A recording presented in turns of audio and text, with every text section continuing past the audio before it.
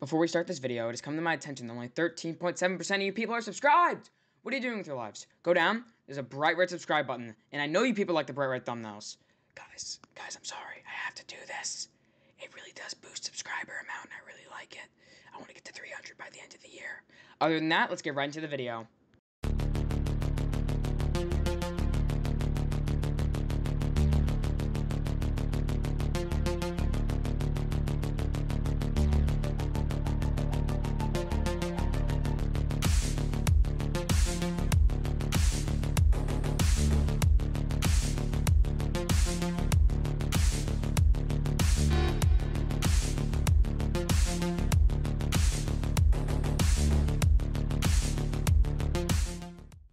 Now, to really describe Ghost Runner in a single word, it would be fun. It really makes you feel like Spider-Man. Oh wait, shit. Wrong review. Let me get this. Yes, found it. It really makes you feel like Spider-Man. The movement alone makes this game worth the $30 that I paid for it. But coupled that with the combat, you see where I'm going with this? It's really freaking good. That's all I can say about it. But I'm going to add on to that. The levels are well designed. There's just enough to where I don't get bored of the mechanics, and they move on so fast. When you get Blink, you're immediately going to get Vortex, and you just keep going on until you reach the end of the game, and you're just like, it's over? The only disappointment in this game to me is that it ended, and I don't get to play it more. Well, I do. I'm going to start speedrunning these levels, because they're so damn fun, but it's the only disappointment for me. It ended. And that's really a lot to say about this game. It is $30, and it crushed AAA releases this year. If I have to look at the game this year, let's think some big boys. Did Half-Life Alyx come out this year? Give me a second. Okay, so Half-Life Alyx did come out this year. But even up against Half-Life Alyx in games like Animal Crossing New Horizons and Doom Eternal, even though this game does not have as much substance as those, I do think it makes a fighting chance as to why it could be Game of the Year. Now, Attack on Quest did come out this year, which kind of puts it out of the running a little, but best flat screen Game of the Year. It is truly the most fun I've had in a video game, besides VR, like a flat screen video game, in a while, and I mean that. Of course I've played Doom Eternal. It's a really fucking good game. I can't stress that enough. Doom Eternal's great. But this game has something about it. When it comes to the visuals, the movement, combat, enemy AI, the slowdown feature, which is part of the combat, but it honestly makes the combat so much greater. I really cannot talk enough about how great this game is. And let's structure it. The bosses.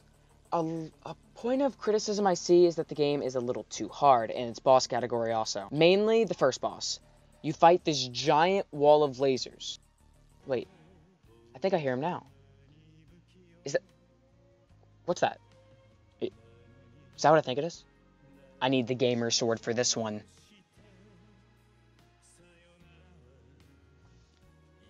And now, we shall fight. ダメよダメなのよあんたが好きで好きすぎてどれだけ強いを避けても歪めない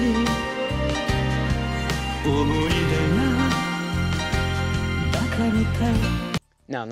This boss is amazing, though. It honestly is the best boss in the game to me. Yes, the second boss fight's amazing. Yes, the final boss fight against Mara is really cool, but it's kind of easy. This boss fight really does encompass what this game is. A platformer with fast-paced combat and at breakneck speeds. Nothing can get past that. And, I did do it first try in this clip. Besides, the bullshit that happened. We don't need to flex about that, though. But as you progress about this game, you feel like you're getting better. You know what to do. You can exploit the AI.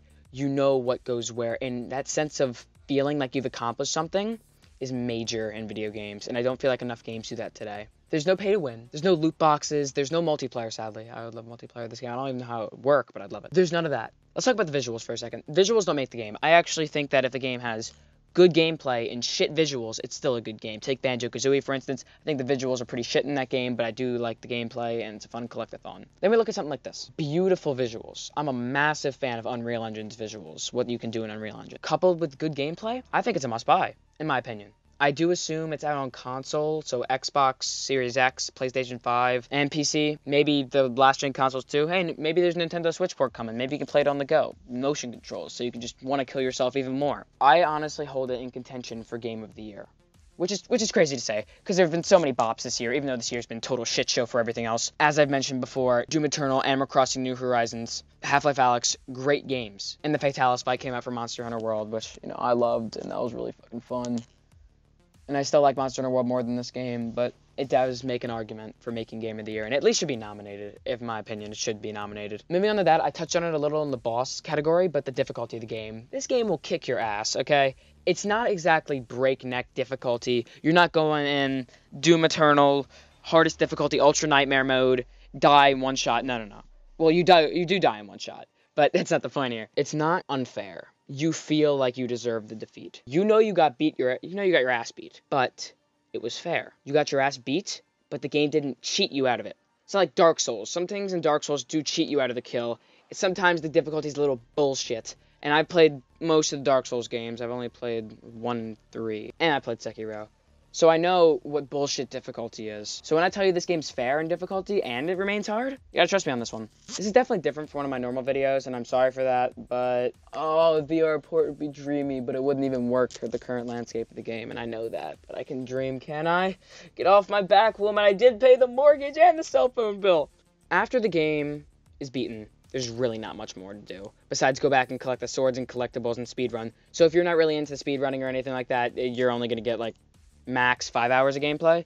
I beat it in 4 hours, but I'm accounting for like skill gaps and everything because I've been familiar with these kind of games before. So I'm counting for skill gap there, but total I have about 17 hours on this game right now because I've just been going back, collecting collectibles, speedrunning against friends, and that's what I enjoy. If you don't enjoy speedrunning, you're going to get like 5 hours of gameplay out of the $30 game. And that's up to you if you want it or not. After seeing this gameplay, I don't know how you couldn't want it, even though it's pristine gameplay. Mwah, I never fail, trust me. I only died like 16 times during this recording. With that being said, I'm giving this game a 5 out of 5. I think it is one of the best games of this year. I think that's it for this video. Like, comment, subscribe, whatever, you know the gist. I already told you in the beginning. And I'll see you in the next one, gamers. Peace out.